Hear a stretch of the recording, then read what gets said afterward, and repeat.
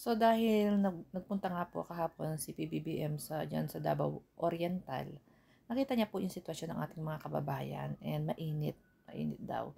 So kaya kagaya po nung ginawa nila sa Cebu, magpapatayo din ng modular housing po, temporary, sa ating mga kababayan. So, yan po, at ang pangako niya, hindi niya iiwan ang mga taga Dabawenyo diyan sa Oriental hanggat hindi sila nakakabalik doon sa kanilang normal na regular nilang pamumuhay hanggang sa mabuild yung mga bahay nila. Kung ano man tulong po ang kayang ibigay ng ating gobyerno. So yan po. God bless. Ang sabi niya nga, hindi namin kayo iiwan. Anyway, knowing naman PBBM, yung ang ginawa niya sa 'di ba, sa Marawi.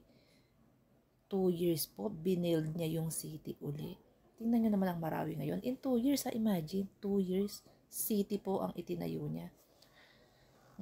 Talaga nung nakafocus siya na pinupuntahan niya talaga. Kaya natapos ng 2 years, walang kurakot. Yung mga flood control natin, ilang taon na, umabot na ng 5 years, 10 years Walang nangyari. Ito, city ang tinayo, 2 years. Diba?